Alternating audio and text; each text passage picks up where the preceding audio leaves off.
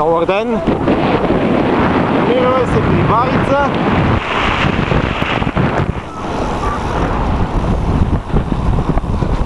Ето го пелотона. Надявам се, че не друса много. И да друса.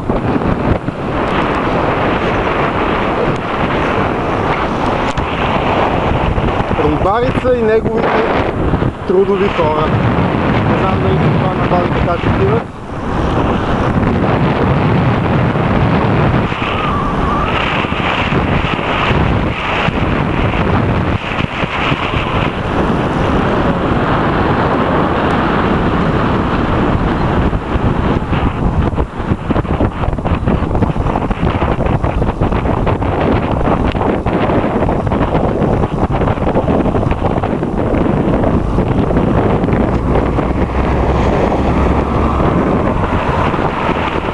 Ето ги един по един.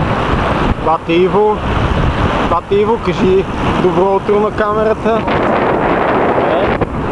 Ето го бате Марто Катерача. Вече нещо не мога да го фанем в кадър, той е много бърз. Господин Мартиган, вашето сутрешно изявление. Изи, изи.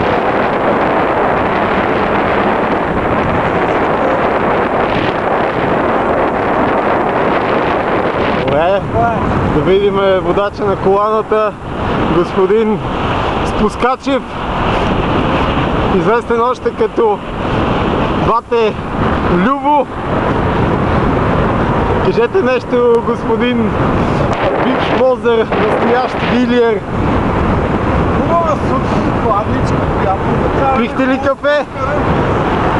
Още не. А как се отразява това на перисталтиката ви? Държаме. И моля да ме криволичи да така, защото излизате от кадър.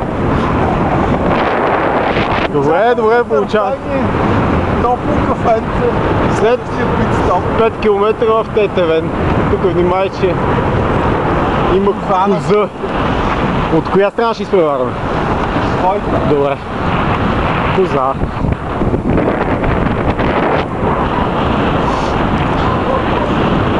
И малко панорами. Това съм аз. Здравейте, здравейте. И аз съм в кадър. Ето, бицепс.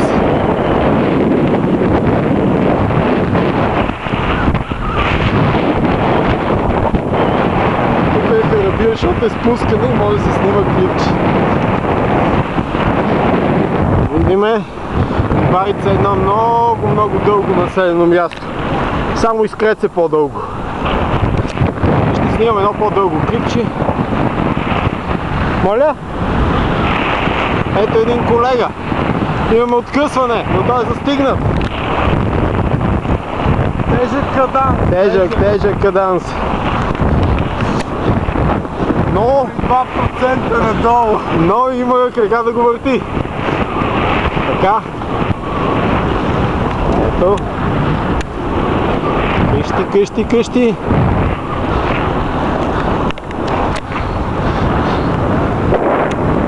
Ето как минава бате Любо.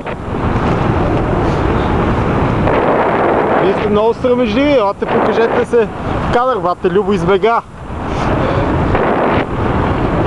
Ето. Първо.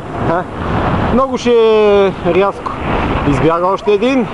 И ето най-бавния бате Иво, който кара с моето темпо и е възможен за снимане.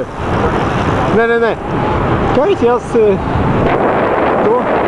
Аз сега наближавам колко се спомня. Не, само съм минал. Познат района. Тук беше Центаро. Идва кола. Аз може би ще каснем вече, защото чето наближава минути.